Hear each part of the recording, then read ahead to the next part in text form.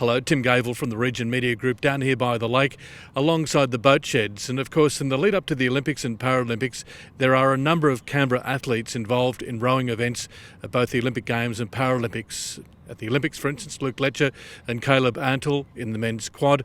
And then at the Paralympics, you've got Renee Domasenge, Kat Ross and Nikki Ayres. So a fair representation of Canberra rowers involved in both the Olympics and also the Paralympics.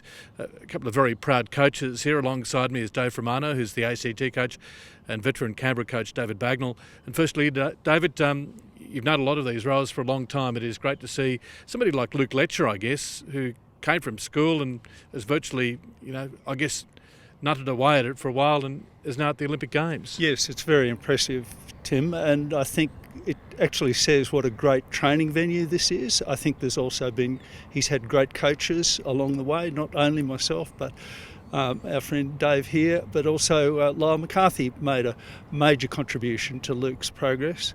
But I think it's the continuity and the good venue and good coaching and along with Luke's determination and his willingness to train hard has been the contributing factors to that. Did you see in him that he'd eventually become an Olympian, or how did you view Luke? I mean, a very tall-bodied athlete.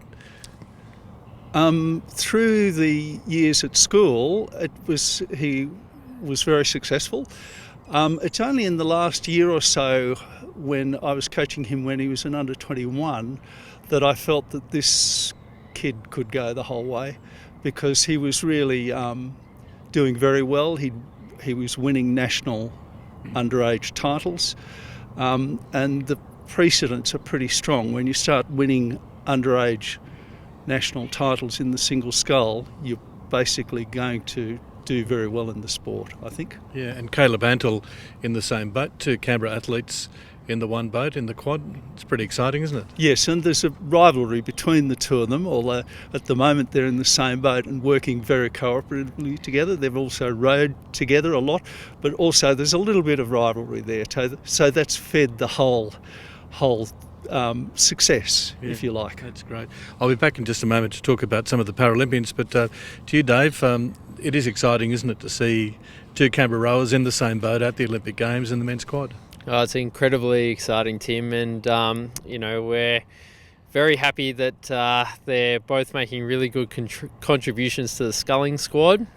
Canberra's been a very strong sculling town for a very long time now, and to see them making up 50% of the quad's very, very exciting.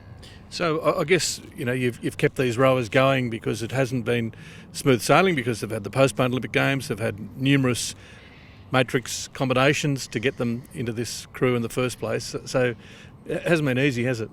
No, it hasn't been easy for them. It hasn't been a smooth ride, but full credit to the athletes first themselves to make sure that through lockdown and all the trials there, that they kept themselves going, and then full credit to the coaches and staffing at the National Training Centre as well, where they've been really supportive of not just Caleb in their everyday training environment, but also Luke, who was outside of their everyday training environment for the duration of last season and was able to break back in. And, a lot of that was because of the support that he actually received from the training centre staff as well.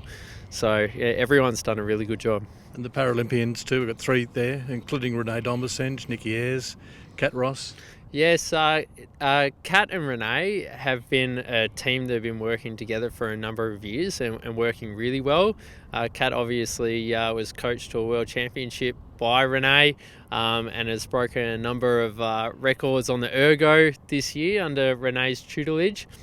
And Nikki Ayres has been outstanding this year. She was identified as a serious talent by Rowing Australia. She was nurtured by David next to me before I got to Canberra, and we've all worked really well together, and she's been outstanding this season and has broken into the team, which has been really cool. So do you, David, just to finish off, excited about those three rowers in the Paralympic team? Yes, I think it's great for Canberra to have those people. We're seen to be hitting lots of runs on the para front. in our rowing program. Yes. All right, David, thanks very much for that, and really looking forward to the Olympics and Paralympics. We are too, Tim, definitely. Looking forward. Thanks, Dave. Cheers, Tim. Cheers. This is Tim Gavel for the Region Media Group down here by the boat sheds at Yarralumla, and we'll be back in just a moment with more.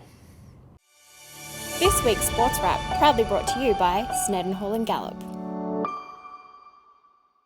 Hello, Tim Gavel. Welcome back to the Region Media Group Sports Report. The Raiders take on the Sharks. Originally, this game was going to be held at Canberra Stadium on Saturday afternoon at 3 o'clock, but because of the COVID relocation of 12 teams, including Canberra, to the Gold Coast, it means that game will be played in Queensland. Raiders up against the Sharks. Still the same time though, 3 o'clock in the afternoon. Jack Wighton and Josh Papalii both have been named in the Raiders side for that game against the Sharks. The Raiders just outside the 8 following that big win over Manly last week. Hudson Young keeps his place in the side with Elliot Whitehead out, and Jack Wighton and Papalii returning from the Origin. Just on rugby union, of course we've got the Wallabies in action as well on Saturday for the third test. Great to see so many Brumbies players in that squad named by Dave Rennie for that game. GWS up against the Sydney Swans was going to be played at Manuka this weekend, but because of COVID, all 18 clubs are in Victoria, which means we won't see GWS and the Swans at Manuka this weekend. Now, just on the Olympic Games, the opening ceremony is next Friday night, but on Wednesday in Tokyo, we'll have the softball and football getting underway 2 days before the opening ceremony.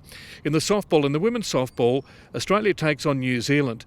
Now, we've got Claire Warwick in the Australian side, and of course softball hasn't been in the Olympics since 2008, so it's great to see it back, and Claire Warwick at 32 years of age finally gets an opportunity. We've also got the men's and women's soccer, and very tough draw for the men in the soccer. When you have a look at the fact they've got Argentina, Spain and Egypt, very tough for the men. And in the women's, a number of former Canberra players, Lydia Williams, Ellie Carpenter, Emily Van Egmond and Hayley Rasso in the Australian women's side for the women's soccer. So the Olympic Games are upon us, starting next Wednesday, opening ceremony on Friday. This is Tim Gavel signing off for the Region Media Group.